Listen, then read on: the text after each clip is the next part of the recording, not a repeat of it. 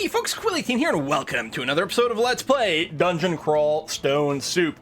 We are Deep Dwarf Fighter of Marvin, and we're in Zot 5 and planning on grabbing the Zot Ruin. Now, it's very possible that I actually could get a bunch more runes on this character. It's entirely possible. But I'm going to go and just go for the Ascension on this one. And then we will look at, like, you know, doing a 15 rune run in the future when we understand more of the mechanics. Especially after I finally ascend a freaking spellcaster. That would be nice. Because I can hit auto explore here, that's fine. There's really not much to auto explore, so the movement would be basically the same as what I would do manually. I don't think there's much left over here. I think most of the things have been aggroed and whatnot already. What is it still trying to auto explore? I actually don't know. Okay, well, let's pick up the Orb of Zot. I could probably read a teleport scroll first. That's probably okay. Feel the orb delaying your translocation, yeah. I'm gonna grab it. There you go! The orb lets out a hideous shriek! The lords of pandemonium are not amused, beware. All you have to do is get back out of the dungeon. This floor is covered in magical glow. Alright. Well, we'll put in a command to go upstairs. Cherub comes into view. Now, I might be able to tackle some of these. There we go. Actually, what I should do... Now, I'm on these stairs already. But what I should almost do is actually use the Go and ask for dungeon... I mean, could I go dungeon 0 or something? I don't know. I'll ask for dungeon 1. And yeah, see, it's deciding that the fastest path is to go through the hatch. And we're going to keep running upstairs. Now, we'll get interrupted from time to time. This is not what I expected. Well, we'll just run up, that's fine. I don't know if those were summons or what. Orb Guardian.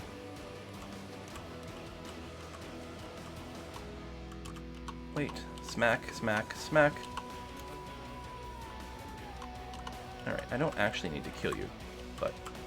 This thing is kind of annoying. This is the, yeah, exit out of Zot. And basically any teleportation here would be a little faster. So I'm going to do that. And sit here and heal. And heal. And heal. There you go. I'll put in a little go command, but we're going to get teleported along the way. A Soul Eater.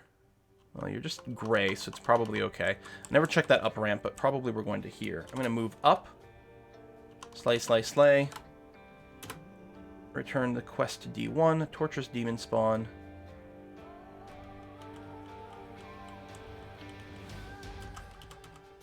We'll go up. Kill, kill, kill. And Pathfind. Quasit comes into view behind us. That's okay. We're probably going up to this hatch. So...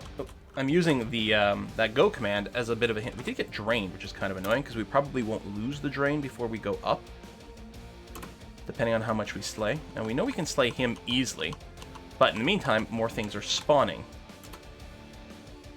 Red Devil comes in the way. So we seem to be going in this direction. The game thinks that... Is that the way out of the depths? Yeah. Reaper. I think we can just make the run. We're not slowed. Oh, someone got on the doorway, which is kind of annoying. Let's get back up here. And go. And kill you. And go here. Yes, we want to go through here. And probably it's going to just use this staircase. No, it's not, actually. That's interesting. The game felt like the fastest way up was to go to that staircase. And here, it's going to one of these two. Oh, yeah, see? That's why we don't waste time. Let's go up here. Oh, no one followed us. That's interesting. He's going to use that. Quoz comes into view. Who is this dude? Is it one of the Lords of Pandemonium? Yep. Many diabolical powers. Okay, well, my diabolical power is to go upstairs. So how do you like them apples? Same thing here. It might have been going for the other staircase, I'm not sure, but... Yeah, this is also pretty fast. Let's go up here. So what are we on? Dungeon 2. Oh man, we're almost out. No longer poison. Thanks, game.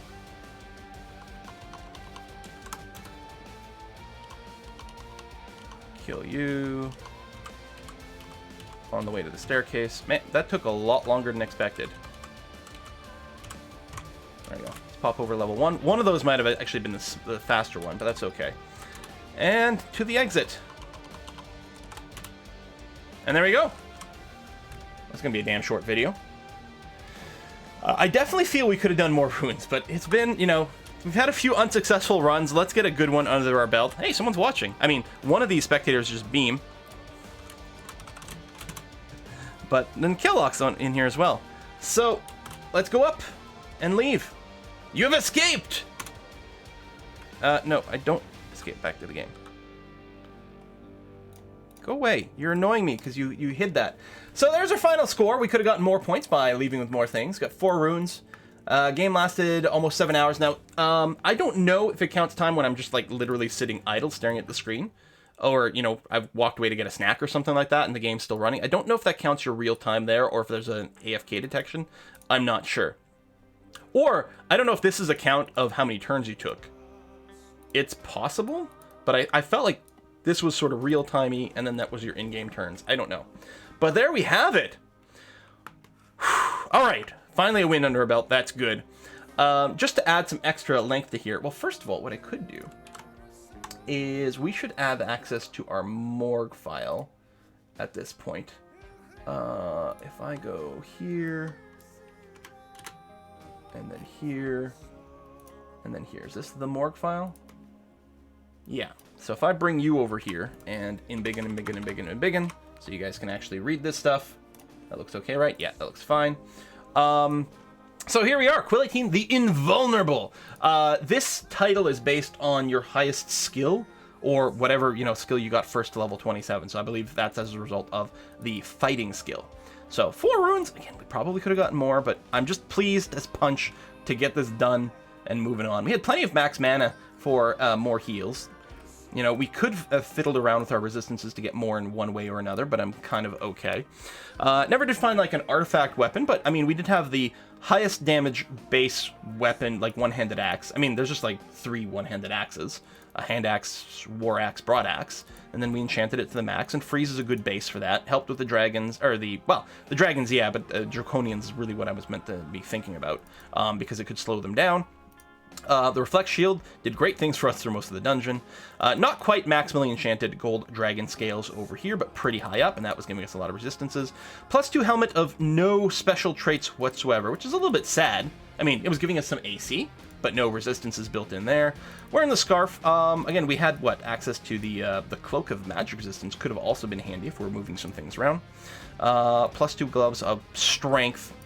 And this was not particularly cool, or necessary. It was fine, though. It was definitely still a boost to our character because, again, some of this might be off, but it looks like for every point of strength above 10, you get an extra 5% physical damage. So, you know, is that 15% more damage? Well, or I should say 15% increased damage above our base.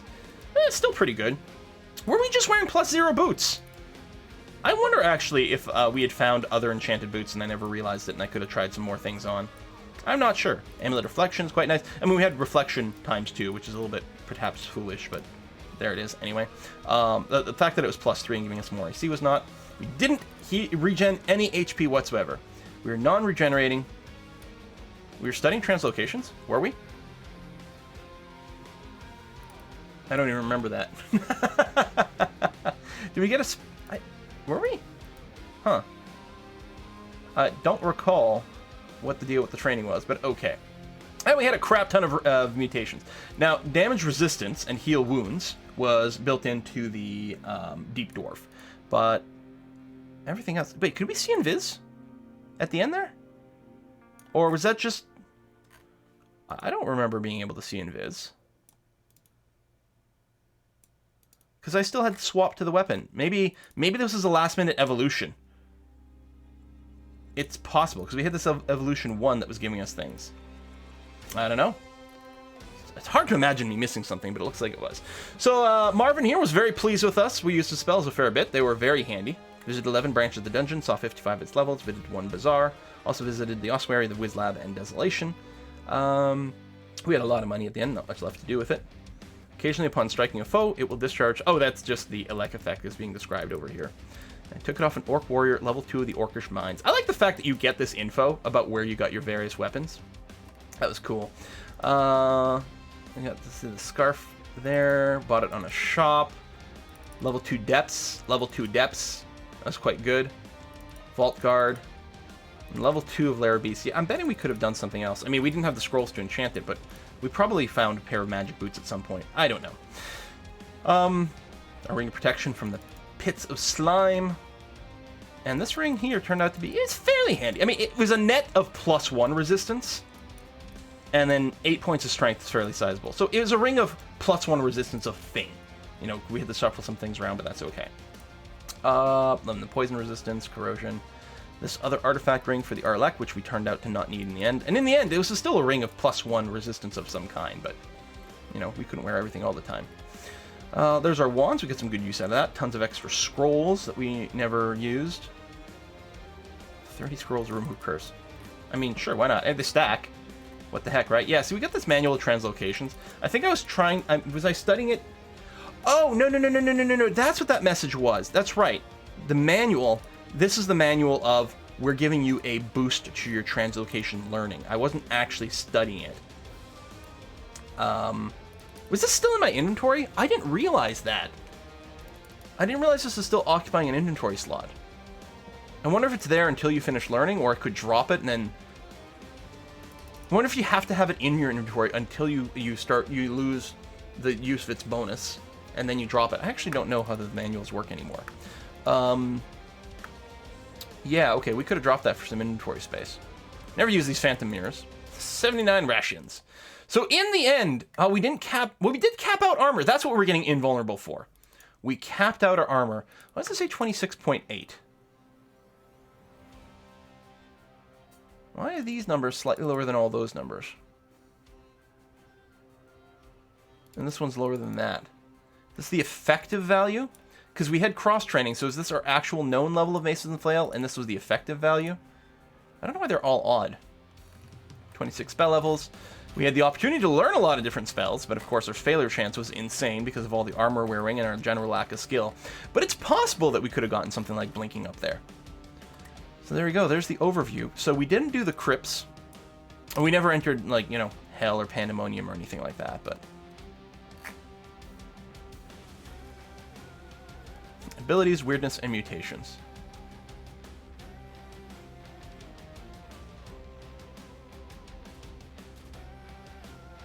Why could we see invis?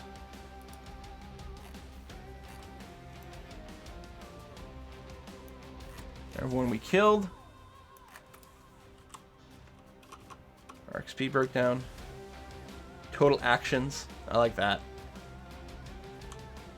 Melee with different weapons. Okay. Invis. What do we get C Invis plus?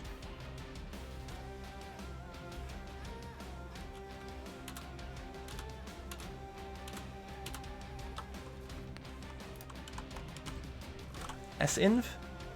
Oh, right here, we did get a mutation. Supernaturally acute eyesight. Did we have it earlier? Again, I haven't played in a few days.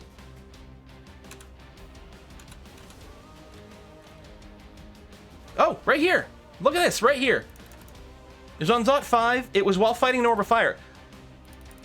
The Orb of Fire, I thought it hit you with, like, malmutate. So it gave you bad mutations. Maybe malmutate. Let me check the wiki. Dungeon crawl malmutate. Maybe it just gives you a completely random mutation?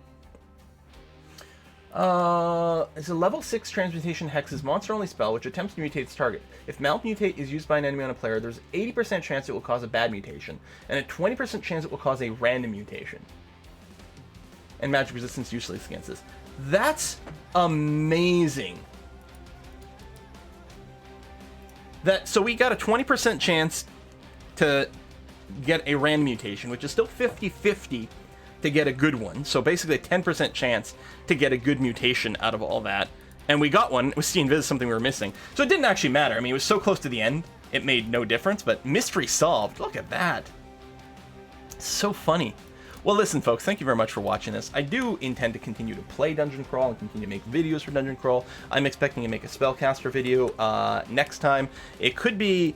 I mean, we could go for, like, one of the classic most magical races, like a Deep Elf, but a big part of me is tempted to do a Draconian run, because they're actually pretty good at spellcasting. Where's Webtiles over here? Oh, if I start something and then I just, like, exit out, then we'll get... it'll count as a loss, like a quit out loss, so I don't know if I want to do that. They're pretty good at spellcasting. They can't wear any kind of armor. I'm not sure if that's true. It might be true, actually. Yeah, I guess, can we get info over here? Where are you? Draconian. Help?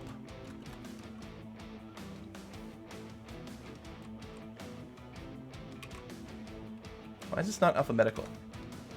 Anyway, well, we'll take a look and stuff, but I think it's something like that, so you don't have to worry about wearing gear. I mean, as a spellcaster, it's always the thing, like, you stick with robes, you go with light armor and try to make that better, and so on and so forth. As a Draconian, you can't wear armor, you can't even wear robes, but you have natural AC, so it sort of balances that out. It's one less slot in your inventory for, like, you know, getting resistances or something like that, but it might be a way to go. Or yeah, we just play, you know, a Deep Elf in a robe, in a dress, maybe getting leather armor at some point or something, depending on exactly what drops, I don't know. And there are other magically inclined races that we could try.